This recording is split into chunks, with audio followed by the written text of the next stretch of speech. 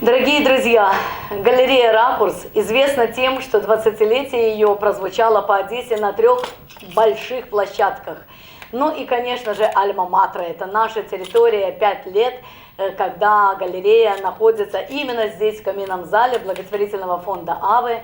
И именно здесь мы решили провести и открыть новую студию, которая называется также «Ракурс», с легкой руки Артура Суханова. У нас в гостях удивительная, прекрасная леди. У нас в гостях потрясающая, аристократичная, нежная, утонченная и очень талантливая художница Наталья Цицак-Романовская. Наташенька, я хочу вас представить прежде всего как художника. И мне было очень приятно, что вы засверкали и так ярко для Одессы, и столько удивительных ваших однокурсников встрепенулись, рассказывая, а мы же на одном курсе с Наташей учились.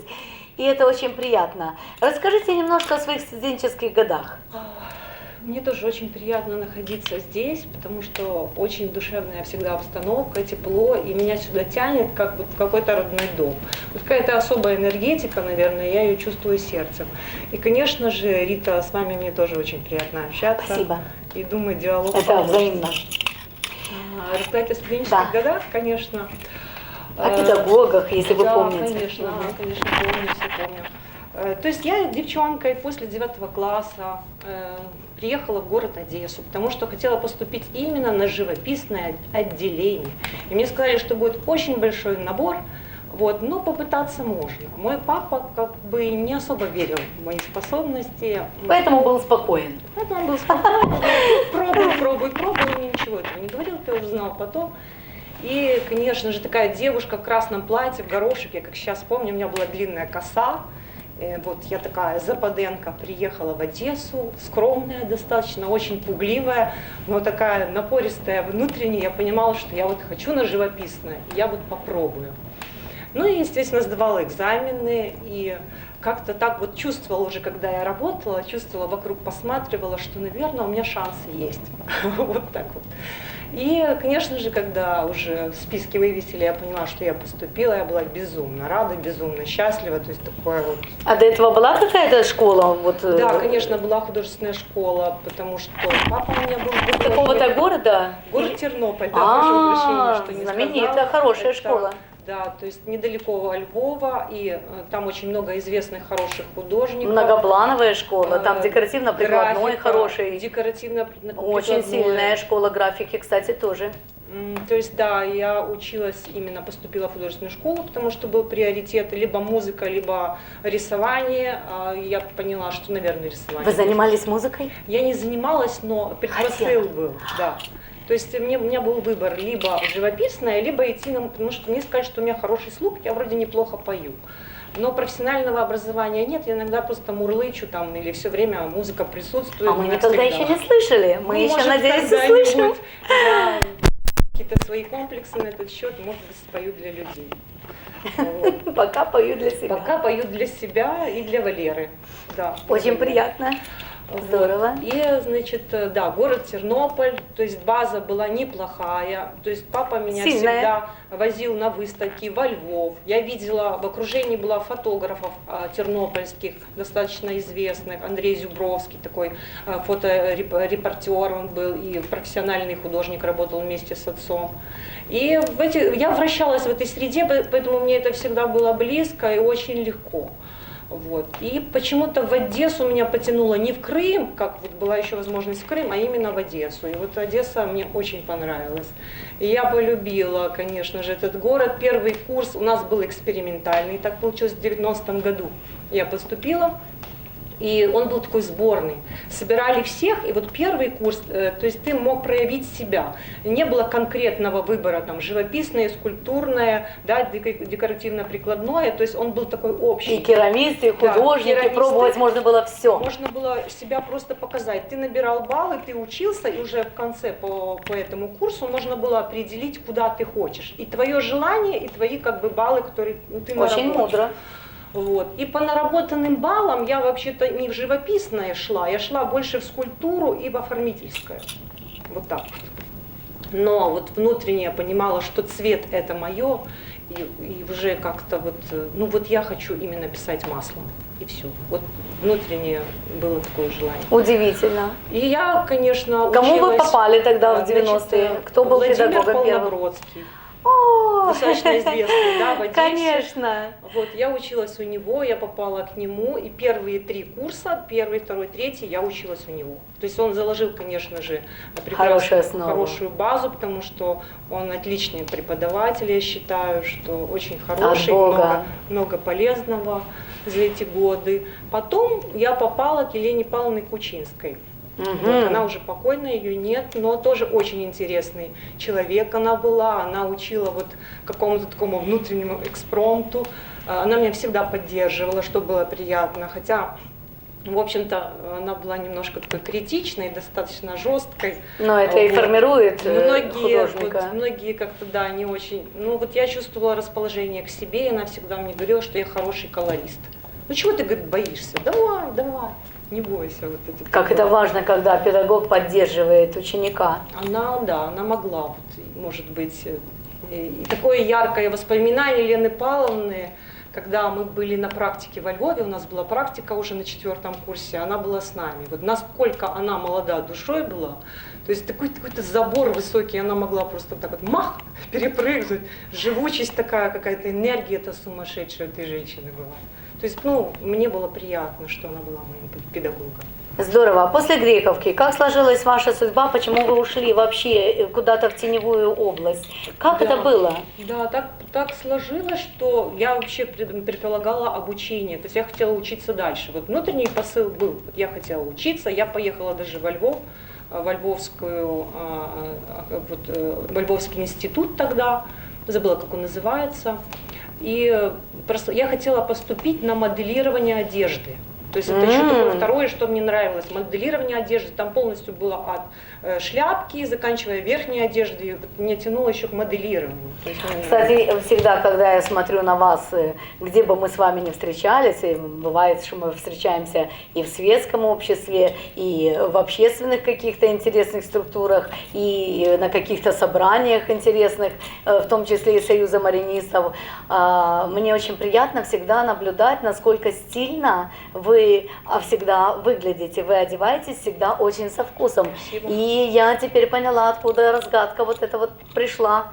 Теперь только. Может быть, что-то такое, я не знаю откуда, может от мамы, меня мама любила красиво одеться, хотя мама не имела отношения к творческим профессиям, но очень хорошо пела, она солисткой была в хоре, то есть часто, да. Вот откуда и желание петь. Да, она была очень красивая женщина, всегда умела себя подать, может быть, где-то что-то от мамы немножко, вот.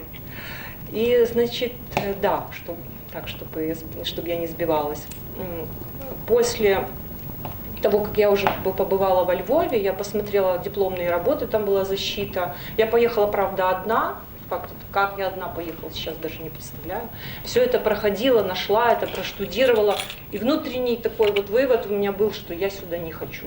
Вот не хочу. Там какой-то жесткий такой рисунок. Казалось бы, Западенко, да. Львов. Почему не потянула именно туда, вот где родилась, да, де там родився, там и сгодився, но меня туда не потянула. Одесса, вот она как тянула магнитом каким-то обратно. Даже какой-то период времени я прожила в Тернополе после обучения.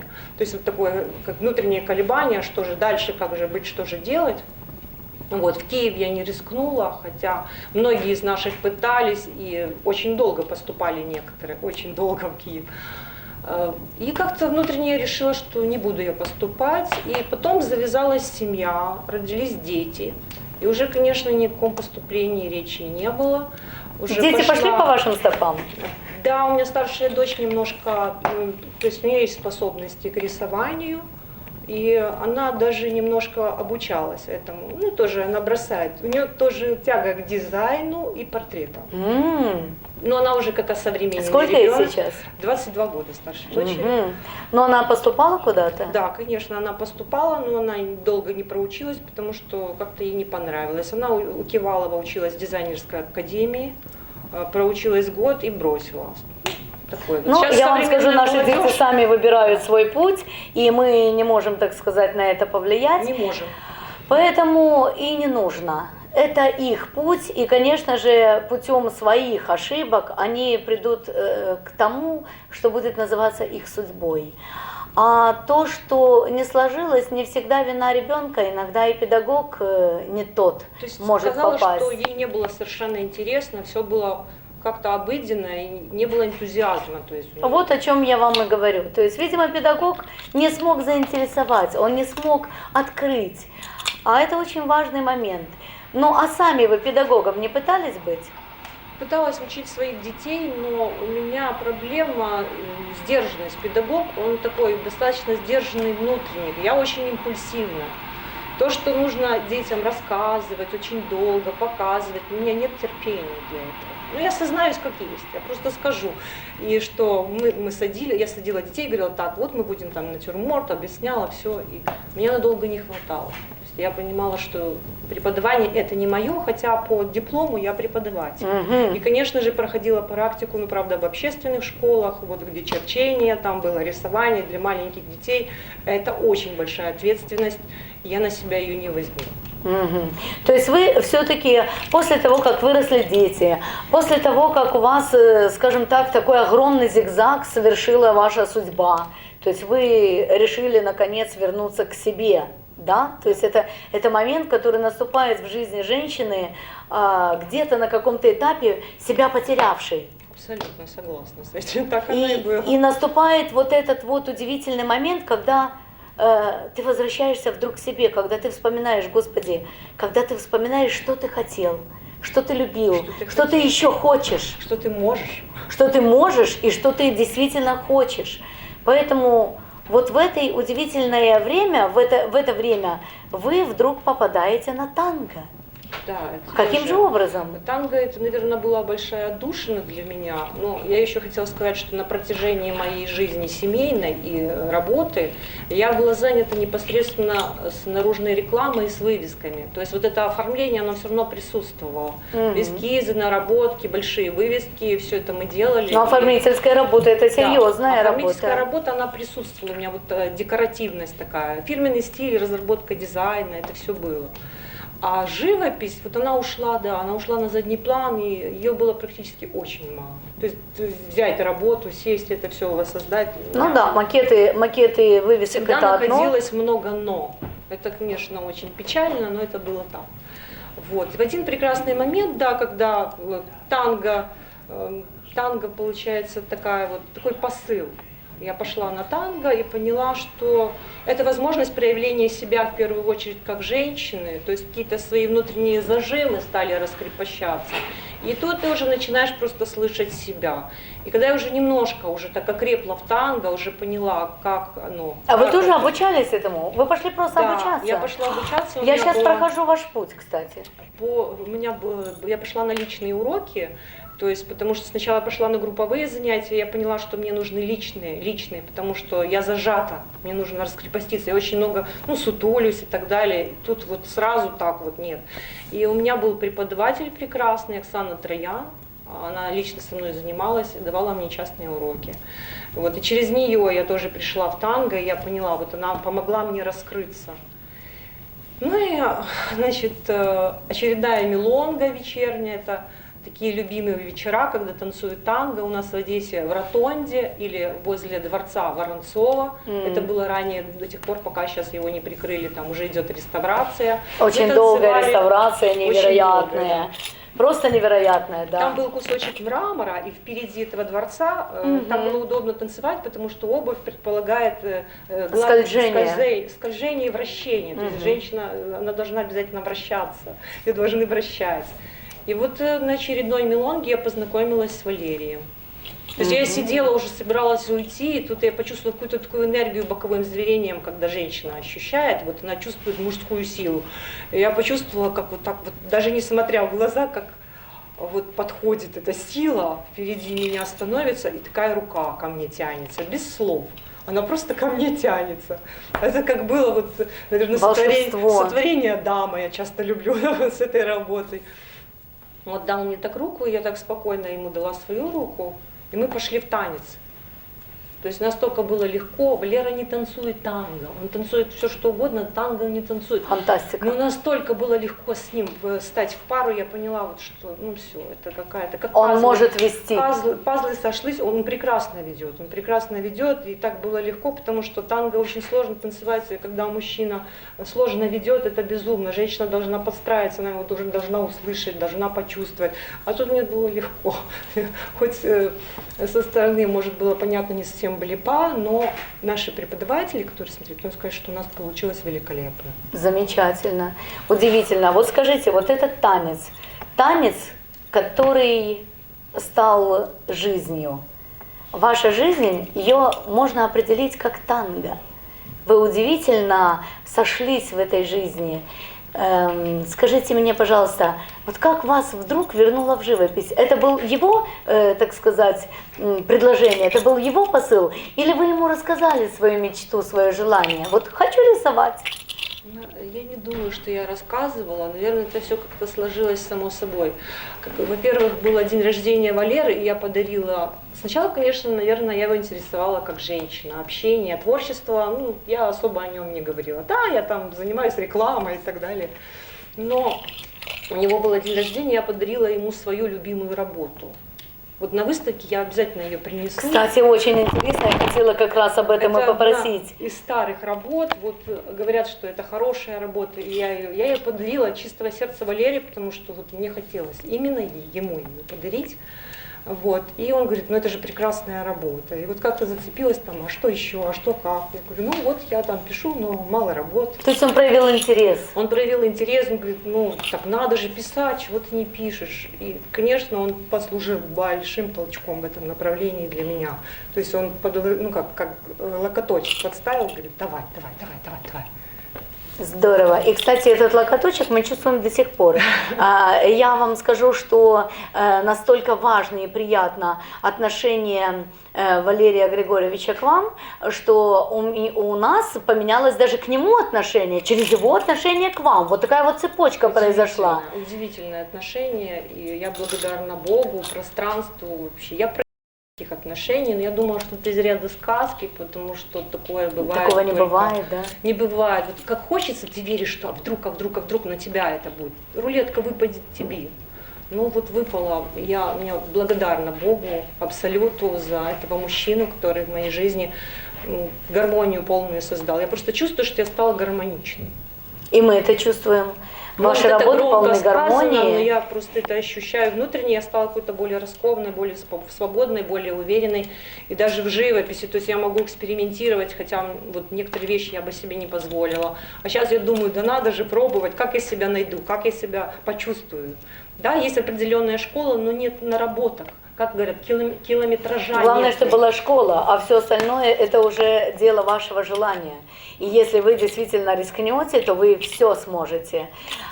Хочется сказать, что именно отношение Валерия Григорьевича, которое все чувствуют, оно имеет действительно вторую зеркальную сторону, когда он делает с вами фотосессии, когда он приглашает нашего дорогого оператора Михаила Дорогана, и тот делает как летописцы раньше при дворах, летописец там какого-то короля Генриха IV. Для истории. Для истории этот летописец вас ведет где-то по каким-то интересным красивым местам. Валерий Григорьевич в образе влюбленного короля подает вам руку. Вторая сторона, когда вдруг у Валерия Григорьевича ветер трепанет волос, а вы абсолютно забыв о камере, забыв о человеке, который за камерой, вы слегка поправите ему прическу. Когда где-то что-то, рубашка скособочится, ваше движение, оно показывает вашу заботу и вашу любовь. Причем, если бы он был олигарх, Ну, половина бы Одессы подумала, ну, девочку себе купил. Да, я тоже так Ну, думала. как же такую Многие девочку? О, деньги делают все. Да. Я вам скажу, что в моей жизни свою роль сыграли вот такие разговоры, когда в моей жизни появился богатый человек, а ему в уши вкладывали: да, нужны твои только деньги, да ты что, ну ты же олигарх, конечно, ей нужны деньги. И олигарх сдулся и лопнул. Ну и так ему и туда, и, так сказать, и ветром Судьба. унесло, да. А вот здесь олигарха нет. Мы знаем, что это романтик, мы знаем, что это утопист, мы знали, что это человек, ну, определенно яркий, но странненький. А тут он начал проявляться невероятным образом. Вы, сверкая, показали всем, что рядом с вами мужчина.